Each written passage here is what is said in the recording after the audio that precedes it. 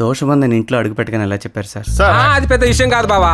ఒకసారి నీ చెయ్యి, ఇదిగో ఈ 2 రేఖలు ఉన్నాయి చూడు, అదే అదే ఇంపార్టెంట్ బావా. శాస్త్రం రా హౌలే. మీరు ఎందుకండి నా మీద ఇంత రియాక్ట్ అవుతున్నారు? అక్కడేమో కూల్ గా మాట్లాడుతున్నారు.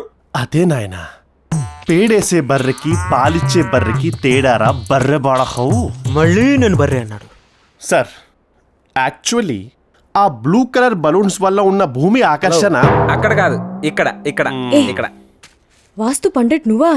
ఆయనే, కానీ నాకు కూడా వాస్తు గురించి కొద్దిగా తెలుసులే. అచ్చా, వాస్తు శాస్త్రాన్ని ఎవరు రాస్తారో చెప్పుము. వాత్సాయనుడు.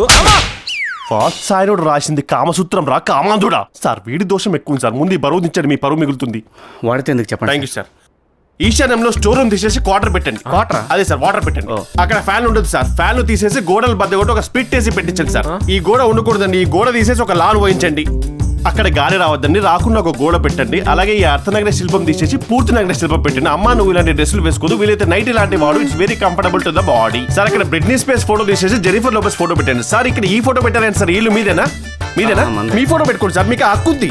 వాస్తు బాగానే చెప్తున్నావు కానీ కరెక్టేనా? కరెక్ట్ అయినా కాకపోయినా నమ్మాలరా కమ్యూనికే బచ్చే. ఇదిగో నువ్వు బూతులు పక్కన పెట్టి ఎందుకు నమ్మాలో అది చెప్పు. నీకు తెలియదు కాబట్టి. అది నిజమే. సార్ వాడిని వదిలేండి సార్. ఇప్పుడు ఆ ఈశాన్యంలో ఉన్నది సార్, ఈశాన్యంలో బరువును తీసి నైరుతిలో పెట్టామనుకో కరెక్ట్ గా సెట్ అయిపోతుందా? సార్ మీరు చెప్పండి సార్. సార్ ఏం లేదు సార్, ఆ ఈశాన్యంలో బరువు తీసేసి నైరుతిలో పెట్టండి, అంత సెట్ అయిపోతుంది. అలాగే ఆయన చెప్తే నమ్ముతావు బావా, నేను చెప్తే నమ్మవు. కాస్ట్యూమ్ ఎఫెక్ట్ నేను కూడా రెంట్కి తెచ్చుకుంటానులే. సార్ చెప్పండి. అది మీ బెడ్రూమే కదా? అది బాత్రూమ్. యాక్చువల్ అక్కడ బెడ్రూమ్ ఉండాలి. ఎనీవేస్ మీ బెడ్రూమ్ ఎక్కడ సార్? చూపిస్తారండి. పదండి, చేంజ్ చేసి చెప్తాను.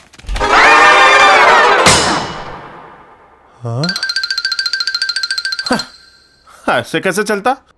नहीं होता. वास्तु से कहले तो पस्तू रहना पड़ता. సార్ కష్టం సార్, చాలా తేడాగా ఉంది. ఏంటి సార్? ముఖ్యంగా ఈ గోడ అనేది బద్దలు కొట్టి దాని బదులు ఒక తడిక పెట్టి ఆ తడిక మీద మీరు రెగ్యులర్గా వాటర్ చల్లుతుంటే మీకు ఎన్నో. సార్ కింద పగలగొట్టమన్నారు, పైన పగలగొట్టమన్నారు, టోటల్గా ఇల్లే తీసేసి కాంట్రాక్ట్ మీకేమనేటట్టున్నారు చివరికి. ఎలా చెప్పారు సార్? కంపెనీస్ మీరు బిల్డరా ఏంటి? అవును సార్, ఆ ఫెసిలిటీ కూడా మీకోసమే. మీ provide package and discount. Sir గడ్డి పెడితే పేడవుతుంది, సర్ది పెడితే మీరవుతుంది సార్. ఆ రకంగా ఆలోచిస్తే ఈ బెడ్రూమ్ని మీరు వాడకపోతే బెటర్ సార్. అలా ఎలా కుదురుతుంది? ఈ బెడ్రూమ్లో నాకు మంచి మంచి ఐడియాలు వస్తాయి. ఒక పని చేయి, ఆ మంచి మంచి ఐడియాస్ని తీసుకొని ఒక పేపర్ మీద శ్రద్ధగా రాసి వెలుతురు కూడా పడని కంతలో దూర్చు. అది ఎక్కడ ఉంటుంది? ఓకే. ఏంటిది మేడం, ఆ వెంచం అక్కడ పెట్టారేంటండి? ముందు తీసేయండి, తీయండి. బేసిక్స్ కూడా తెలియకపోతే ఎట్లా సార్? అది మర్చిపోయాను సార్ యాక్చువల్లీ. అక్కడ పెట్టమ్మా, శ్రద్ధగా పెట్టు. హెల్ప్ చేయండి సార్. 2 steps బ్యాక్ వెళ్ళమ్మా. Okay perfect. ఇంకో విషయం, ఆ బెడ్ నీటి తిప్పండి, లేకపోతే బెడ్రూమ్ మార్చండి. Let's go.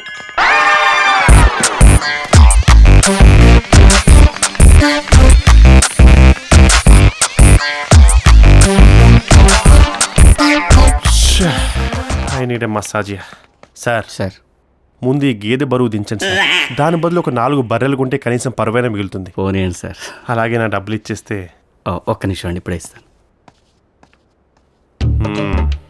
నువ్వు వాస్తు పండితుడి కాదు, నువ్వు బర్రెలు కాపరి అని నా డౌట్. సరిగ్గా క్యాచ్ చేసేవరా బర్రె. నీ మీద నాకు ముందు నుంచి డౌటే. అబ్బా ఈ విషయం కానీ మీ బావకు చెప్పామనుకో అంతలో తంత. అన్నా ఇందాక నువ్వు వెలుతురు కూడా పడని కంత అన్నావు, అంటే ఏంటన్నా? ఇచ్చిన బర్రె అక్కడ వెలుతురు ఎలా వస్తుంది? కరెక్టే. ఇదేంటి ఇలా చెప్పాడు? ఇదిగోండి సార్. శుభం. Thank you.